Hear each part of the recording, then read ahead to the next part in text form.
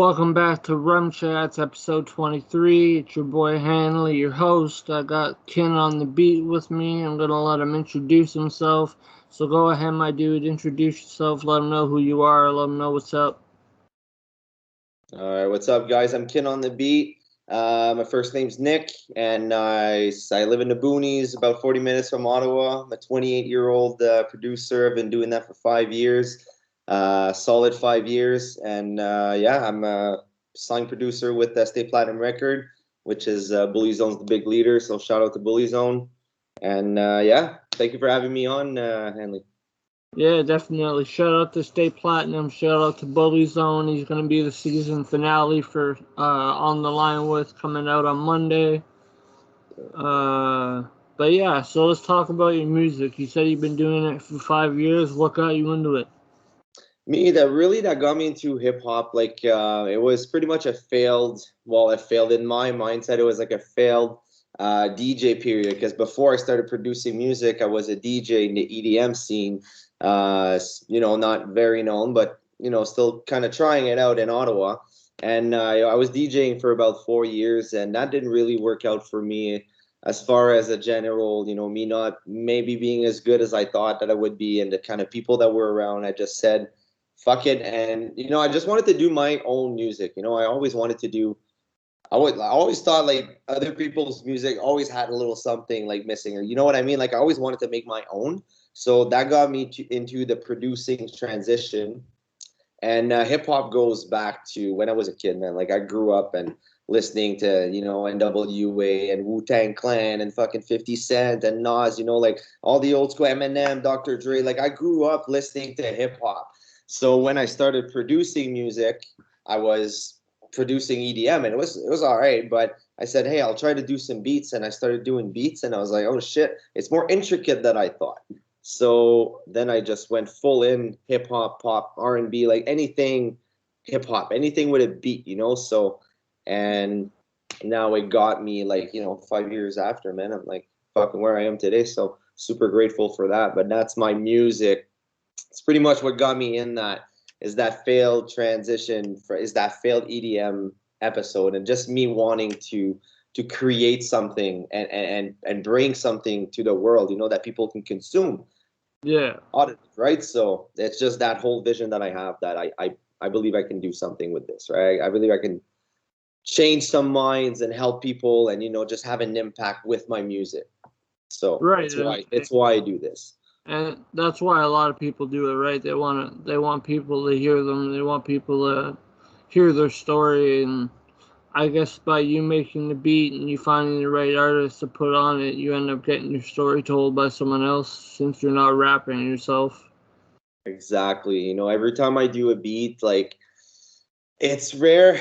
I always do a beat on how I feel. And all my beats that I did, pretty much, it's all like, I can do customs. I can work with people and do beats that they want, no problem. But, when I sit down and I make a beat, is I always try to have the grandest vision as I can about that beat, and I don't spend too much time on it, because I want to get productive, right? So if I really get into a nice vibe and I feel the fucking beat, like a lot, like, On God with DL, when we did that track, like, it was just a big, super huge vibe, and like I knew the final product, what it was going to sound like, and I was just visualizing the whole song as I was making the beat. And it just is how my creative process works for beats, or if I make a song with someone, So yeah. I just visualize the grand picture. So yes, I do end up getting my story told through that beat. In a way or another, I'll get it done. Vicariously through other artists, you get your story told.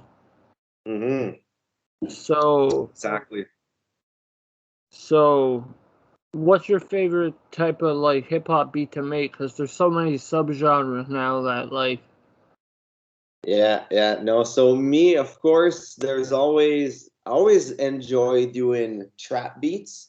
I really, really, really enjoy doing trap beats. I think it's like my favorite kind of beat to make, because just the sounds, the kind of sounds that you go get with the trap, it's like it has a different kind of bounce, and it hits hard, and it's like, it gets your shit going. It makes me want to party, to be honest, So, and that's why I kind of like to do trap music. That's my go-to genre. Really, to be honest, yeah, that's my go-to genre, man. Do you ever make any old school like boom bap beats? Absolutely. I'm as variant as I can, bro. You know, like I do boom bap, I do R&B, you know, I do club shit, I do like, you know, beats with guitar, like melodic stuff. You know, like I really try to reach on every like hyper pop too. It's a like kind of new subgenre that popped by recently, and I do some of that too.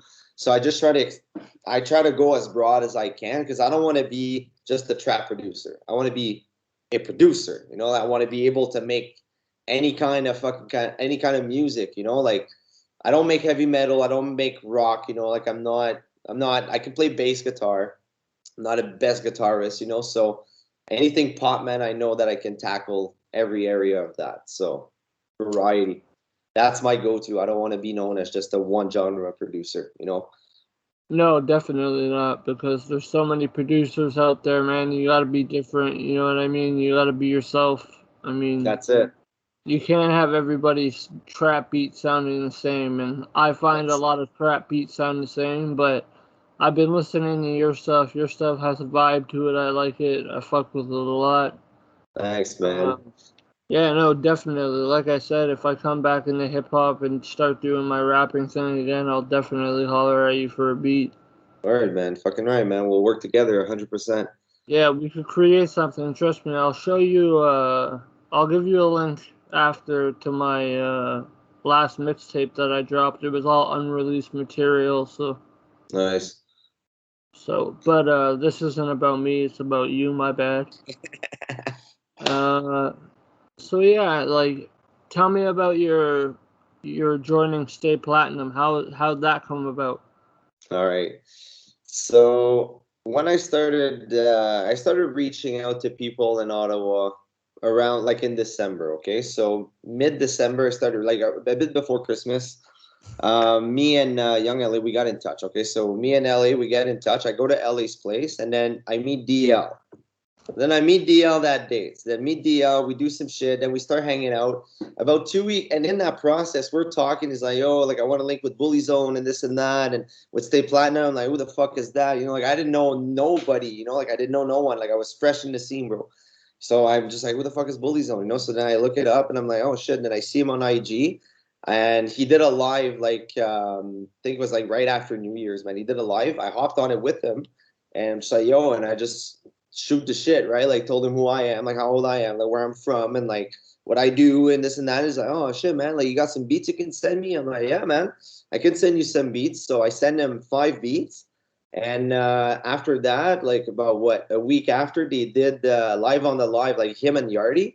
They did Mm-hmm. live on the live with one of my beats. It was the first beat that they played, and the people just went like, "Oh, that fucking beat, man! Don't play the other ones. It's that beat." And they Yeah, picked that beat, did the song that was in the that dope.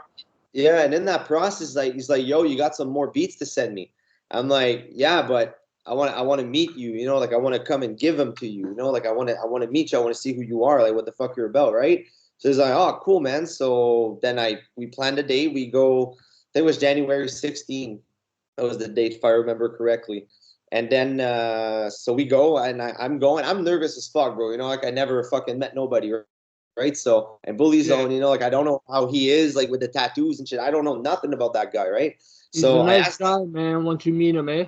yeah, exactly, man. I'm like, holy, I was really like, it was instant, instantly, bro. It was like it connected and it went well. So Same like here.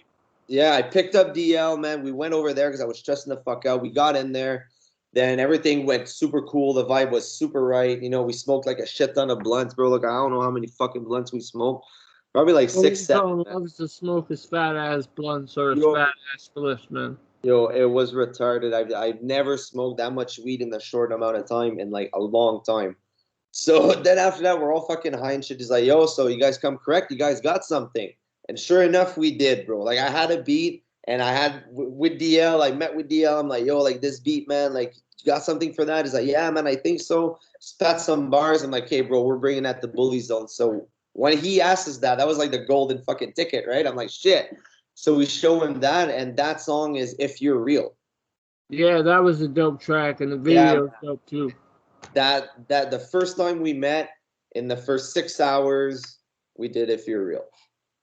There you go. Yeah. It's And all from about there, it's all about branding yourself, man, putting yourself out there, you know what I mean?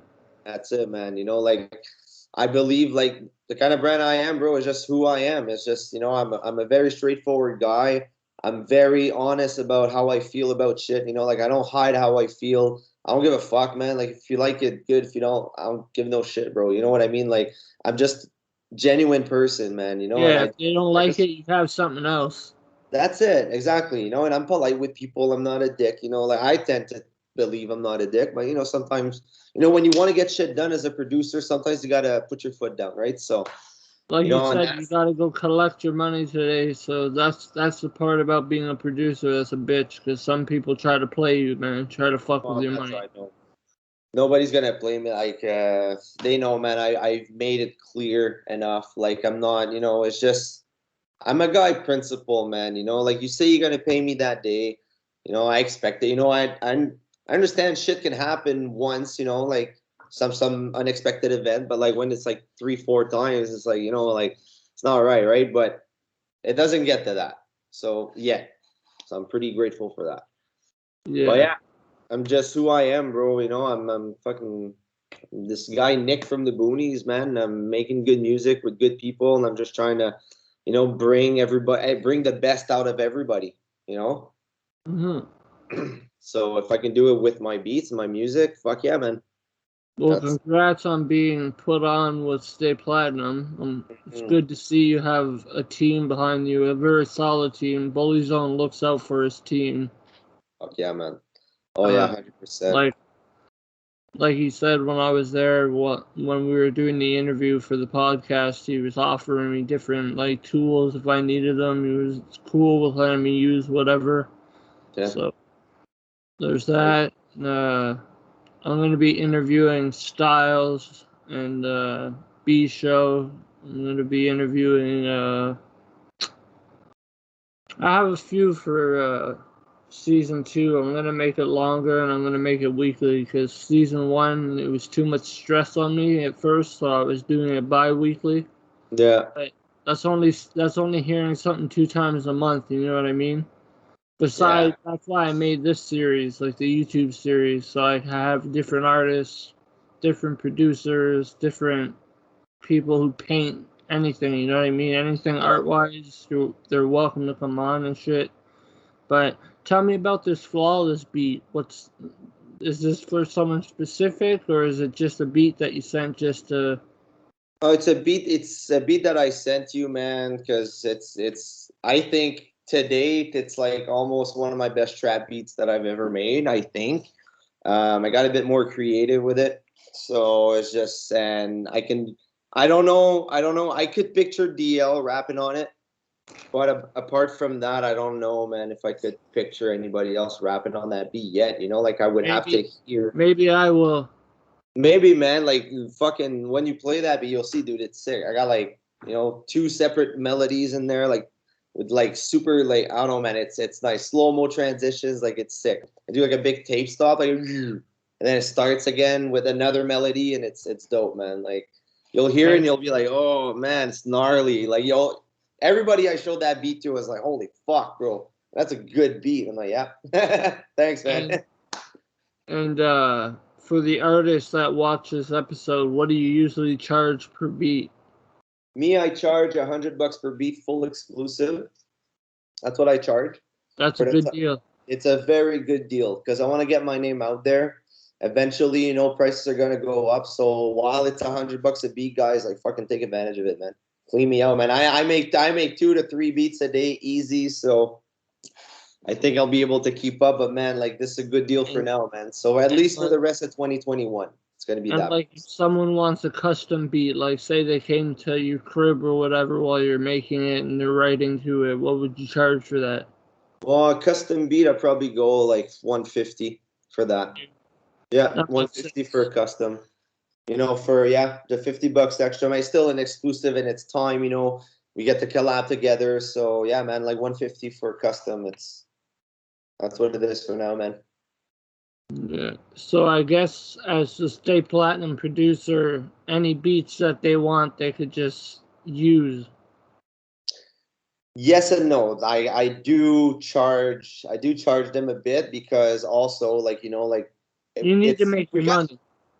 I gotta make my money and they gotta make their money, right? So when I go and I bring artists to record there, well, like they charge me an amount and I pay them, but like I kind of subcontract, right? So I make money and they make money. So it's just for everybody to make money. Like, yeah, they can take the beat and pay me a month later or whatever. Like, I don't give a fuck, man. Like it's still inside the label. So yet, like, yeah, okay, we have an arrangement for payment for beats, but I'm open to bartering with people and my team, right? They're in my team, bro.